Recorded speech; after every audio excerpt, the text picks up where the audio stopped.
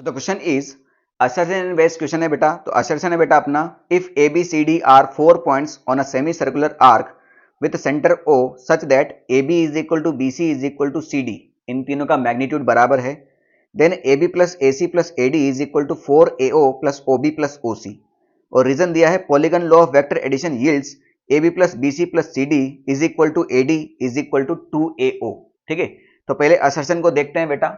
Assertion में बात की गई है आपसे कि AB BC CD बराबर हैं और ये आपको इक्वेशन देखना पड़ेगा। ठीक, तो पहली बात तो देखो ये सेमी सर्कल है। क्या है ये? सेमी सर्कल है। सेमी सर्कल है तो बेटा ये O के किसको शो कर रहा है? इसके सेंटर को शो कर रहा है। तो ऑब्वियस सी बात है आपका AO होगा, OD होगा, है ना। इवन आपका मैं अगर यहां से मिला दूं, मिला हुआ है जबकि क्वेश्चन में, तो ये सारे किसको शो करेंगे? आपके रेडियस को शो करेंगे, नहीं करेंगे भाई? AO हो गया, OD हो गया, OB हो गया, OC हो गया, ये सारे रेडियस को शो कर रहे हैं। ठीक है, तो सिंपल सी बात है बेटा आपका जो हमें AO वेक्टर निकालना है ना, तो आपका जो OA वेक्टर है ये आपका OD वेक्टर है is equal to OB vector है is equal to OC vector है। मैग्नीट्यूड में ना, मैग्नीट्यूड में सारे के सारे किसको शो कर रहे हैं बेटा? ये रेडियस को शो कर रहे हैं। किसको शो कर रहे हैं? सेमी सर्कल के रेडियस को शो कर रहे हैं। अब हम बात जाते हैं AB वेक्टर पर। अब AB वेक्टर को मैं OA या AO वेक्टर की फॉर्म में कैसे लिखूंगा? तो बेटा अगर मैं बात करूं तो आपको एक चीज पता होना चाहिए, ऑर्डर वेक्टर और डिसऑर्डर वेक्टर। तो जैसे बात करूं अगर मैं ये A वेक्टर लिखता हूं, ठीक, और यहीं के यहीं B वेक्टर लिखता हूं, ठीक है, तो A वेक्टर के हेड से B वेक्टर का टेल जुड़ा हुआ है, और यहां पर अगर मैं C वेक्टर लिखता हूं तो B वेक्टर के हेड से C वेक्टर का टेल जुड़ा हुआ है। तो ऐसे अगर वेक्टर आते हैं तो उसको हम ऑर्डर वेक्टर बोलते हैं। ठीक है, और एक वेक्टर जो इसके टेल से टेल और हेड से हेड मिला रहा हो इसको हम एक डिसऑर्डर वेक्टर बोलते हैं।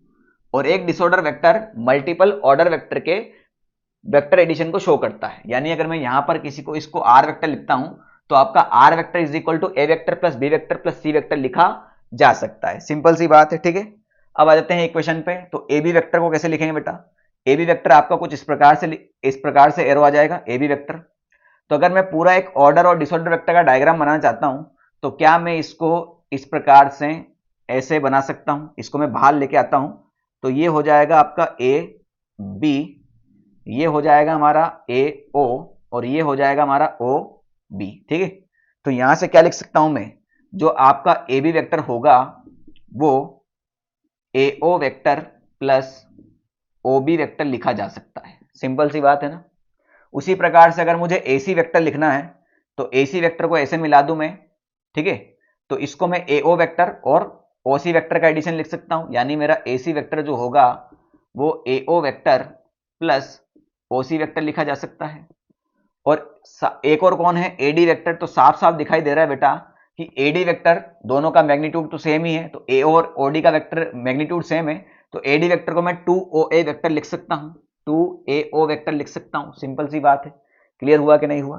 तो A B A C A D तीनों आ चुके हैं। इन तीनों का एडिशन जब मैं करूंगा तो इन सबको ऐड करना पड़ेगा मुझे, है ना। तो वेक्टरली ही ऐड कर रहा हूं भैया मैं ना, A B plus A C plus AD, इनको वेक्टरली ही ऐड कर रहा हूं। एओ प्लस एओ प्लस 2AO, तो ये हो जाएगा आपका 4AO वेक्टर, ठीक, प्लस ओबी वेक्टर प्लस ओसी वेक्टर, बस यही बचा। हाँ, तो वही है ना, ओबी वेक्टर प्लस ओसी वेक्टर। तो क्या बेटा ये हमारा असर्शन ट्रू है या नहीं है?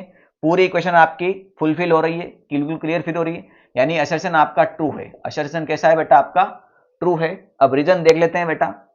तो रीजन क्या बोला है इसने? A B plus B C plus C D is equal to A D is equal to 2AO।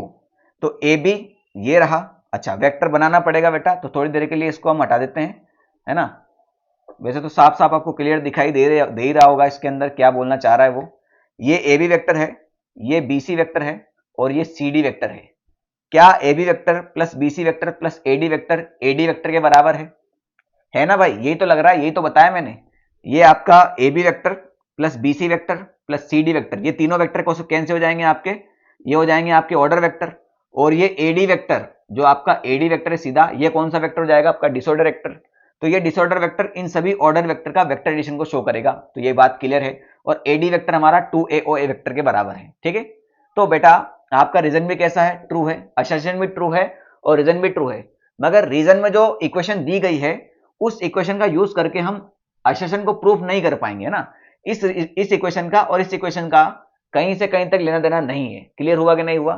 तो असर्शन भी ट्रू है, रीजन भी ट्रू है, मगर रीजन जो है वो करेक्ट एक्सप्लेनेशन नहीं है। ठीक है। अब कई बार कई जगह क्वेश्चन में यहां पर प्लस एडी वेक्टर दिया हुआ है ना, कहीं क्वेश्चन में मिसप्रिंट हुआ होगा शायद, तो यहां एडी वेक्टर दिया हुआ है। अगर एडी वेक्टर इस प्रकार से दिया है तो यहां पर 2AO वेक्टर है, तो ये आपका रीजन फॉल्स हो जाएगा। ये रीजन कैसा हो जाएगा? फॉल्स हो जाएगा।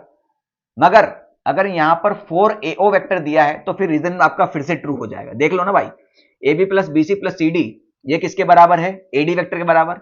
AD प्लस AD ये कितना हो जाएगा आपका? 2AD vector. और AD वेक्टर कितना है? 2AO vector. तो 2 इंटू 2AO 4AO वेक्टर हुआ कि नहीं हुआ? ठीक है। तो ये मिसप्रिंट हुआ होगा, तो मैंने यहां पर सारा सब कुछ बता दिया कि मिसप्रिंट हुआ भी होगा। तो अगर यहां पर प्लस AD वेक्टर है और यहां पर सिर्फ 2AO वेक्टर है तो रीजन आपका फॉल्स हो जाएगा। और प्लस AD वेक्टर है और यहां पर 4 है तो फिर रीजन आपका फिर से ट्रू हो जाएगा, मगर फिर भी रीजन आपका असर्शन का करेक्ट एक्सप्लेनेशन नहीं है। ठीक है।